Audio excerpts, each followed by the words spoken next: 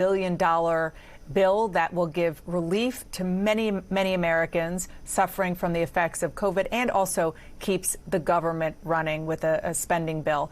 Jeremy Diamond is traveling with the president in West Palm Beach, Florida. So, Jeremy, what's the latest?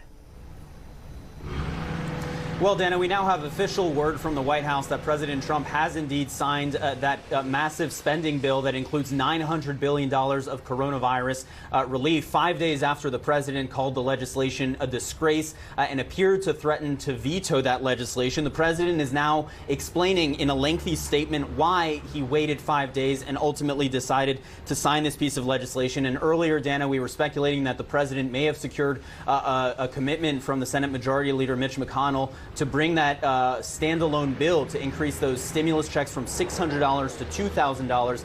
That appears to have happened. The president saying in the statement that the Senate will, quote, start the process for a vote that increases checks to $2,000. And he also says that the Senate will also consider legislation to repeal Section 230, which is those protections for those big social media companies that the president has been talking about, and also investigations into voter fraud. We don't know whether any of those things will ultimately happen beyond the first one, which seems to be the most substantial and actual tangible one, because we know that there is a piece of legislation in the House that could work its way quite easily to the Senate. Whether that actually passes is another matter. And the president also says that he's going to sign this legislation, but send a message to Congress that he still opposes a number of the funding provisions in that omnibus spending bill, which we know that the president was railing against in that video message that he posted on Twitter last Tuesday. The problem, of course, Dana, is that many of those items, in fact, nearly all of them, were actually in the president's budget request to Congress, the annual budget request to Congress that the president submits. And ultimately, Dana, the president is going to try and sell this as a win. But what the president did here was needlessly deepen millions of Americans into financial uncertainty over the holiday season.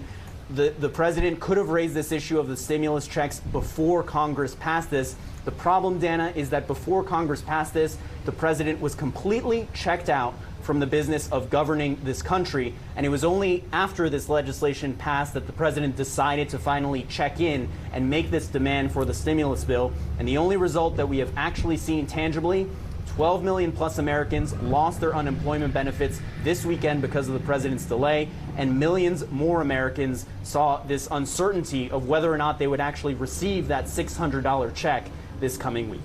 Dana. Yeah, and let's be clear. You're right. Of course, he's trying to spin it as a win. It is a win for the people who are finally going to get the relief that you just talked about. It might not be everything that they want. It might not be everything that either the president or the Democrats want. Politically speaking, just on the raw politics of it, it could have been a win for the president had he come out and said, I know that my Treasury Secretary negotiated this and other members of my team, and, we're going to take what we can get, and it's great for people in America. But he didn't. He muddied it. He bashed it. He attacked it for days. And now he's saying that the win is that he's going to get the House to vote on something that is something that he supports. And it's the Democratic-led House, which, of course, has passed bigger bills that include this $2,000, at least more than $2,000. So I think that those reality checks are right. Quite and important. There's still no guarantee, of course, that the Senate will actually pass this bill.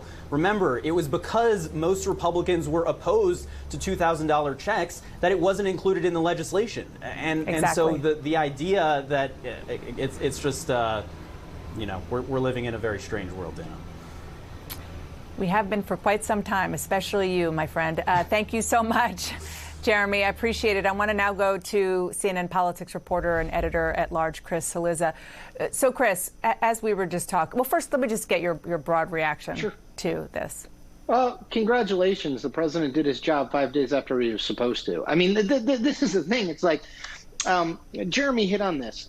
This was a deal that was negotiated between Nancy Pelosi in the House, Mitch McConnell in the Senate, and the administration, including Treasury Secretary Steve Mnuchin, who had sort of been deputized by the president to be his lead negotiator on this. So the deal that was produced, presumably all Donald Trump had to do was sort of sign it because it had been produced as with his voice in it, in theory. The fact that we just did this whole, to quote my dad, rigmarole over the last 5 days, Dana, is sort of pointless theatrics. Yes, I know about the statement and what Donald Trump claims he's going to get. Look, there's no voter fraud. I mean, the Senate can investigate it all they like. There's been no evidence of it. There's never been any evidence of widespread voter fraud in any study that has ever been conducted. So all that, if we get down to what matters, right, the meat here, well, the meat is that he signed something that he could have signed 5 days ago that his administration had a large role in negotiating. Yeah, and I'm just reading through this lengthy statement that he put out. I can just sum it up. He's trying to save face. That's what this is. Yeah, I mean, he's trying to save face in going through and talking about the fact that now I understand that many small businesses have been forced to close. And then he goes on to blame Democrats who run cities and so forth. But the key here is that what he says that he got in return for this is the House, which is run by Democrats, which wants more money in the first place, supports this. I'm sorry, the political term is duh. But the key is that the Senate, which is run by Republicans and is a place where about half, maybe more, of the rank and file Republicans in the Senate oppose giving this kind of money, particularly if it adds to the deficit. So he just got, it looks like, a commitment that they were going to start the process. That means nothing. And Dana, I'll add one other thing. Let's say, and we're not there, let's say they do get it to an actual floor vote in the Senate. Do you know how bad the politics are for that, for Republicans? It's an easy vote. You know, if Democrats support it in the House, you want to support it, great, we want more money. You know how hard that vote is for Republicans? Kelly Loeffler, David Perdue, who are on the verge of, they're in these runoffs.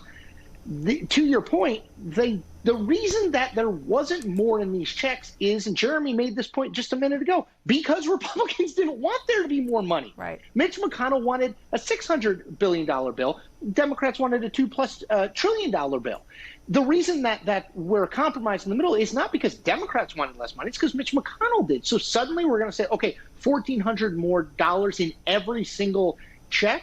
Well, now Susan Collins and Kelly Loeffler and Tom Perdue and Lisa Murkowski and Rob Portman and all of these people who are stuck in between the traditional pillars of the Republican Party, which is smaller government, less debt. Donald Trump doesn't care about that, but less debt and deficit, and voting against more money for people who quite clearly, on its face need it.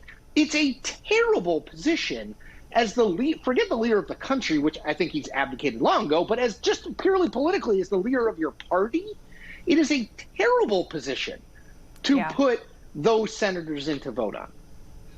Well, and I will also say, as we say thank you to you, there's a statement from Mitch McConnell, the Senate Majority Leader, which we'll talk about in the next segment. And what is absent here is a promise that there is going to be a vote. There's going to be a vote. Which is not surprising. Chris Cillizza, thanks again for coming back with us. Thanks, Dana. Yep. And as I mentioned, Senate Majority Leader Mitch McConnell just responded to the president signing this bill. We're going to have more on what this says and what it means for you out there who are hoping for help. Well, it looks like the president just signed it, and you're going to